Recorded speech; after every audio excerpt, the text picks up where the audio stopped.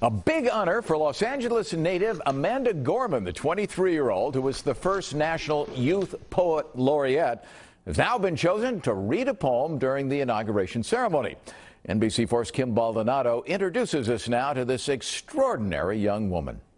There's a lyric in California where thousands of students march for blocks, undocumented and unafraid, where my friend Rosa finds the power to bloom in deadlock, her spirit the bedrock of her community. When Amanda Gorman recites her poetry, you can feel her passion. Don't they know I can stop a man's heart with one word, writes the future like I'm dragging my fingers through wet sand. The Los Angeles native who graduated from Harvard writes about social and racial justice, pushing for change by putting pen to paper. Tyrants fear the poet.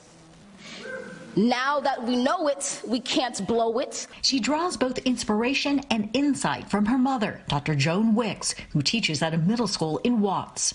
There's a poem in Los Angeles, yawning wide as the Pacific tide, where a single mother swelters in a windowless classroom, teaching black and brown students in Watts to spell out their thoughts so her daughter might write this poem for you.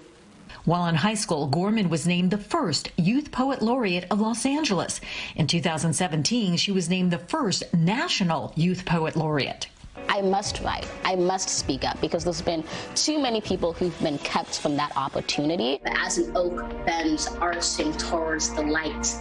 Gorman had a speech impediment growing up and says writing poetry helped her express herself. The only thing that could impede me was myself.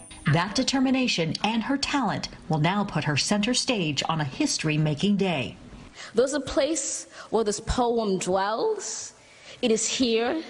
It is now, in the yellow song of dawn's bell, where we write an American lyric we are just beginning to tell. In Los Angeles, Kim Baldonado, NBC4 News.